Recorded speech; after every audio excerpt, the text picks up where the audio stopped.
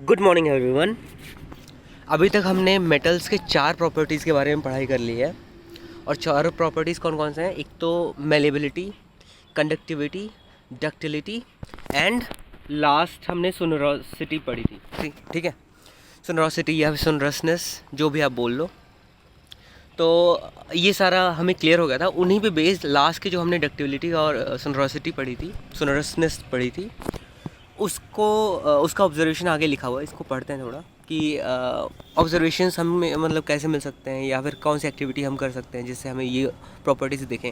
वैसे ये प्रॉपर्टीज़ हमने वैसे भी देख रखी है, ठीक है। हमारे आसपास के सराउंडिंग में कहीं ना कहीं हमें दिख ही जाता है। कोई ना कोई एक ऐसा वर्कर होता है जो इस तरह के काम करता है, जो जिससे हमें ये कंफर्म हो जाता है कि मेटल्स की ये प्रॉपर्टीज़ होती हैं।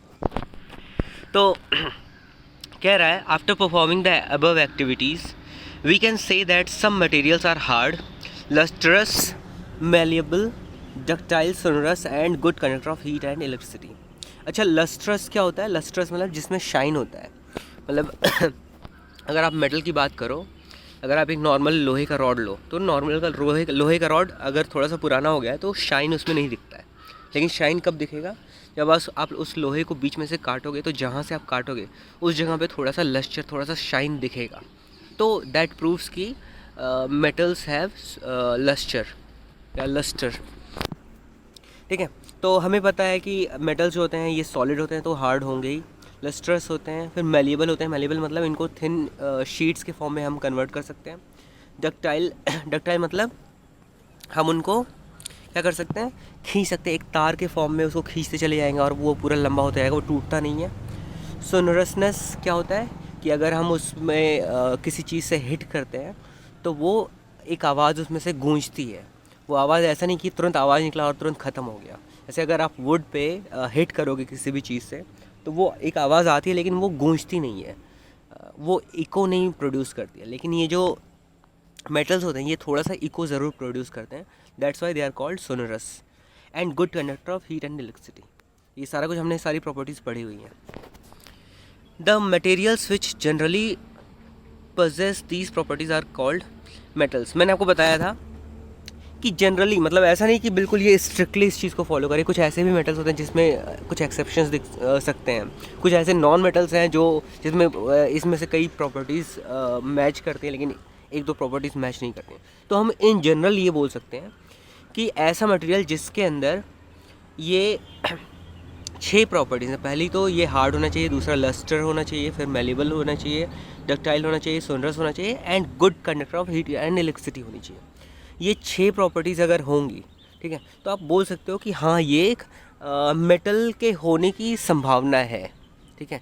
मतलब कोई भी चीज़ सर्टेन नहीं होता है अनटिल अनलेस हम पूरी तरीके से उसको ऑब्ज़र्व ना कर लें, ठीक है। उस पर सारे एक्सपेरिमेंट जब सक्सेसफुल हो जाते हैं, उसकी सारी की सारी प्रॉपर्टीज़ मैच कर रहे हैं मेटल से, तब हम उसको डिसाइड करते हैं कि अच्छा हाँ ये मेटल ही है, ठीक है। The examples of metals are iron, copper, aluminium, calcium, magnesium etcetera. तो ये कुछ एग्जाम्पल्स हैं। In contrast metals like coal and sulphur are soft and dull in appearance. अब देखो, एक यहाँ पे एक्सेप्शन आ गया ना कि मेटल्स जो है हार्ड होने चाहिए थे, ठीक है, लेकिन sorry, materials like coal and sulphur are soft and dull in appearance. अच्छा सॉरी, ये एक्सेप्शन की बात अभी यहाँ पे नहीं कर रहा है। यहाँ पे इन कॉन्ट्रास्ट नॉन मेटल्स के बारे में बात कर रहा है जो मेटल्स की प्रॉपर्टीज़ नहीं रखते हैं। कोल के बारे में क्या कह रहा है कि ये कोल और सल्फर एक तो ये डल होते हैं, सॉफ्ट होते हैं और बाकी सारी प्रॉपर्टीज़ भी मैच नहीं करती हैं मेटल्स की, ठीक है। तो ये मेटल्स की कैटेगरी में नहीं आता है। They break down into powdery mass on tapping with hammer.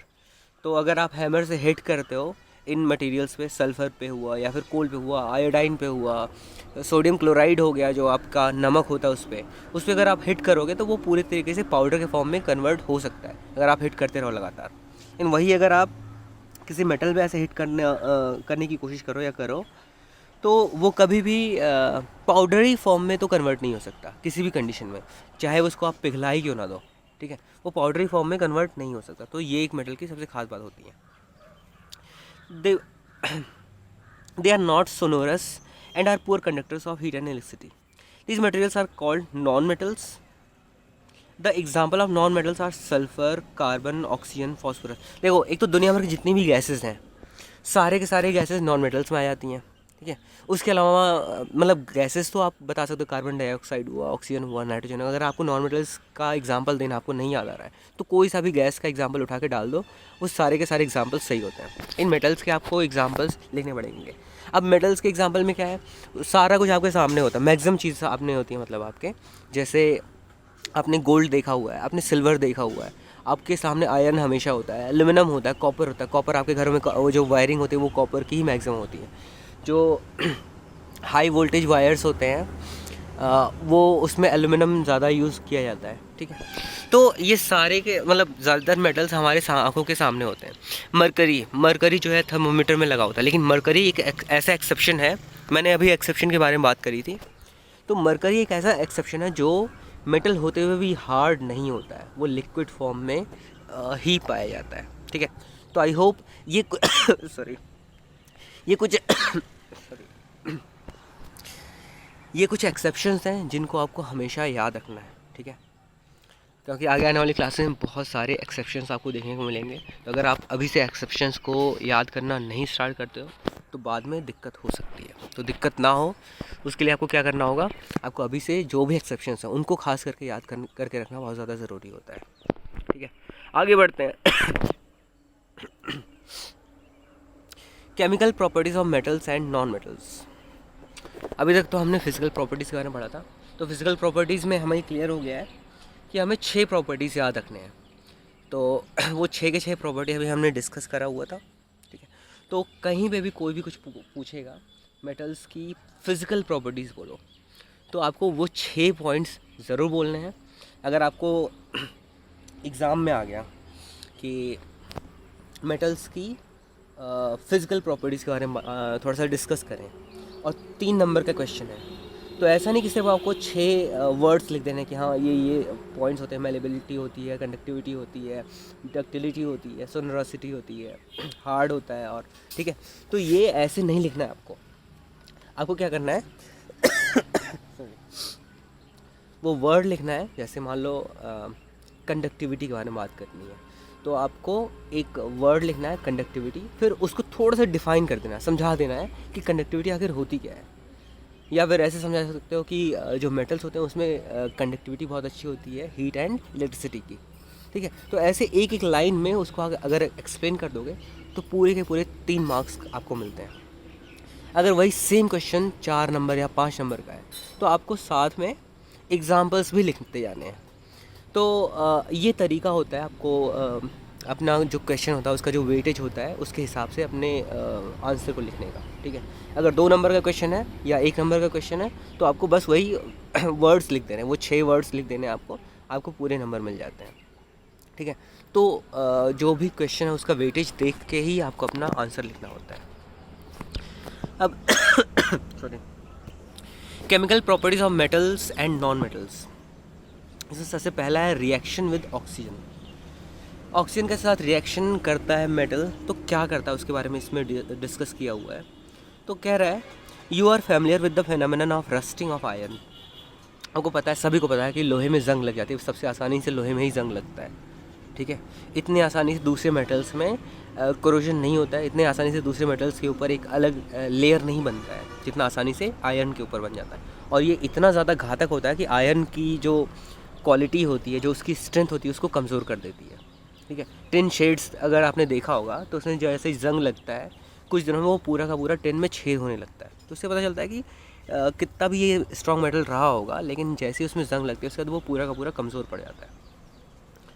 You had learn that in both the processes oxide formation takes place.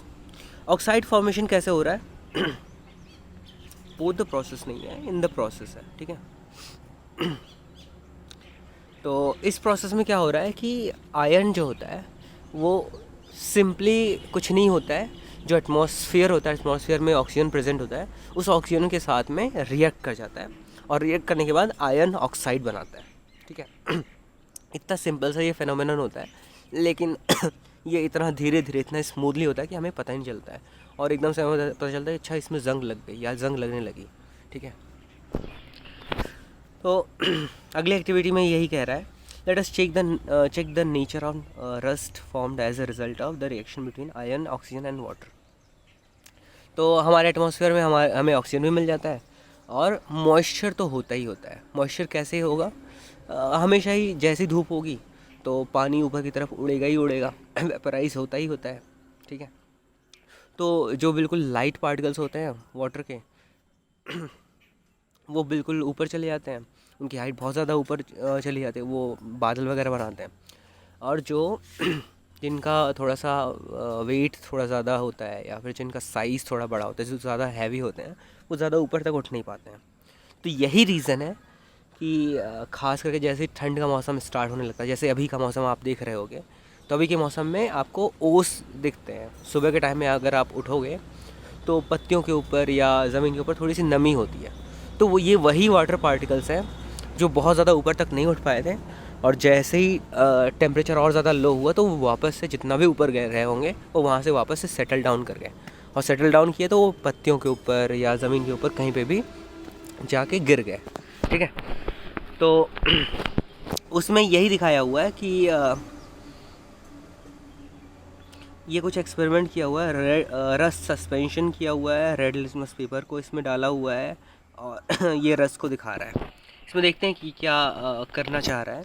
Activity 3 को आगे कंटिन्यू किया हुआ है। Collect a spoon full of rust and dissolve it in a very little amount of water.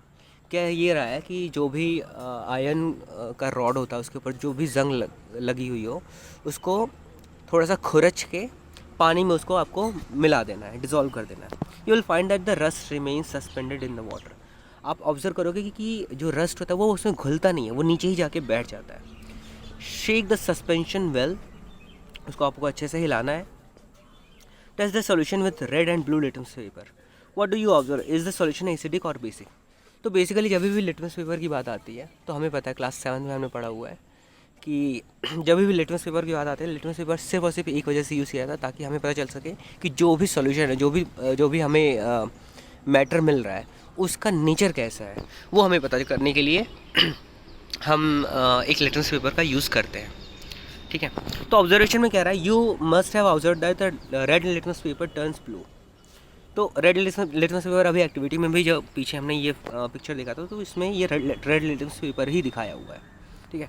तो that means कि red litmus paper अगर blue में convert हो रहा है, दैट मीन्स क्या हुआ? So oxide of magnesium is also basic in nature. तो हमें पता है कि अगर हमने रेड लिटमस पेपर को अगर हम ऑब्जर्व करते हैं कि रेड लिटमस पेपर ब्लू में कन्वर्ट हो जा रहा है तो किस तरह का सॉल्यूशन होगा? वो बेसिक सॉल्यूशन होगा, ठीक है। और यही अगर ब्लू रेड में कन्वर्ट होता तो वो किस तरह का सॉल्यूशन होता? एसिडिक, ठीक है। तो एक यहाँ पे मैं की वर्ड बोल देना चाहता हूँ कि कोई सा भी मेटल होता है जनरली उसका बेसिक नेचर होता है, ठीक है। बेसिक नेचर बोल सकते हैं, या फिर एल्कली, कुछ एल्कली मेटल्स होते हैं, कुछ एल्कलाइन अर्थ मेटल्स होते हैं। तो एल्कली एल्कलाइन जब भी बात आती है तो वो बेसिक नेचर के होते हैं, ठीक है। तो जो भी मेटल्स होते हैं वो जनरली एल्कलीज में और एल्कलाइंस में डिवाइडेड होते हैं, ठीक है। तो अभी तो आपको इतना ही जानने की ज़रूरत है, बाकी जब भी हम पीरियोडिक टेबल की बात करेंगे तो ये सारी चीज़ें और अच्छे से आपको क्लियर होंगी, ठीक है। अभी इतना ही जानो आप कि जो मेटल्स होते हैं उनका सॉल्यूशन बनेगा तो ज़्यादातर चांसेस यही होते हैं कि उनका सॉल्यूशन जो भी बनेगा वो एसिडिक नेचर का नहीं होगा, बेसिक नेचर का होगा, ठीक है।